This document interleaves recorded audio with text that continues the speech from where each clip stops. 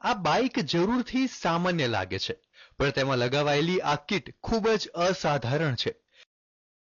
ખેડૂત પુત્ર એવા ઘનશ્યામભાઈનો દાવો છે કે આ કિટ દ્વારા તેમની બાઇક પાણીથી દોડે છે. ભાવનગરના લાખણકા ગામના ઘનશ્યામભાઈએ આ કિટ તેમની આગવી કોઠાસૂઝથી બનાવી છે. કિટનો અંદાજિત ખર્ચ 5000 જેવો થાય છે. ત્યારે એ પણ જાણી લો કે આ કિટ કઈ રીતે કામ કરે છે. આ કિટ જેમાં છે એક વોટર ટેન્ક, સાથે જ રહેલી છે કેટલીક ધાતુની પ્લેટ. આ કિટમાં પાણી જતા જ તેમાં રહેલો હાઇડ્રોજન વિદ્યુત દ્વારા છૂટો પડી જાય છે અને તે હાઇડ્રોજનથી ચાલે છે એન્જિન. ઘનશ્યામભાઈનો દાવો છે કે તે છેલ્લા 3 મહિનાથી તેમની બાઇક પાણીથી ચલાવી રહ્યા છે.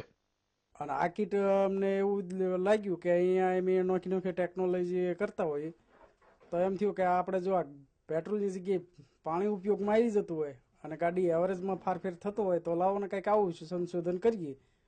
અને એ પ્રમાણે મેં આનું સંશોધન કર્યું, બધું અલગ અલગ જગ્યાએથી બધી મેટલો લાવીને ફિટ કરી અને એમાં અમે સફળતા.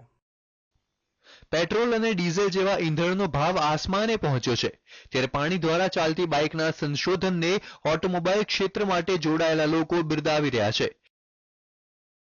તો સાથે જ આ સંશોધનના દાવાને યોગ્ય ઠેરવી રહ્યા છે, જ્યારે ગ્રામજનો પણ ઘનશ્યામભાઈના દાવાને સમર્થન આપી રહ્યા છે. ઘનશ્યામભાઈની ગાડી પાણીથી ચાલતી મેં જોઈ, તપાસ કરી અને ટેકનિકલ રીતે મને ખબર હતી ગાડીની અને કીટની બંનેની, એટલે મેં તપાસ કરી. પાણીથી ખરેખર ગાડી હાલે છે. પાણીની અંદર મેટલ આપીને પાવર આપવાથી વિદ્યુત વિભાજન થઈને H2O છૂટો પડે, હાઇડ્રોજનના 2 ભાગ અને 1 ભાગ ઓક્સિજનનો, અને હાઇડ્રોજન ગેસથી ગાડી ચાલે છે. અમે અને કલ્પના પણ નહોતી કરી કે આ ગાડી પાણીથી ચાલે છે, પણ પ્રત્યેક આવીને નજર કરીને જોયું અને પછી આપણે પોતે મેં બાઇક ચલાવીને જોયું ત્યારે ખરેખર અહેસાસ એવો થયો કે પાણીથી આ લોકો ગાડી બહુ વ્યવસ્થિત અને સારી રીતે ચલાવી છે. નવાઈની વાત તો એ પણ છે કે પાણીથી ચાલતા બાઇકની એવરેજ પણ ખૂબ જોરદાર છે. દાવો તો એવો કરવામાં આવ્યો છે કે 500 મિલીલીટર પાણીમાં 140 થી 160 કિલોમીટર બાઇક ચાલે છે. ઓટોમોબાઈલ ક્ષેત્રના શિક્ષણવિદો માને છે કે આવનારા સમયમાં ઈંધણની અછત સર્જાવાના કિસ્સામાં આ સંશોધન ખૂબ જ મદદરૂપ થઈ શકે તેવું છે.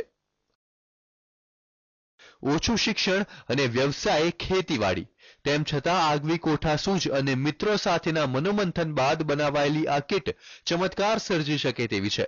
પાણીથી બાઇક દોડાવવાનો દાવો કરનારા ઘનશ્યામભાઈના સંશોધનના ભાવનગર પંથકમાં ખૂબ વખાણ થઈ રહ્યા છે.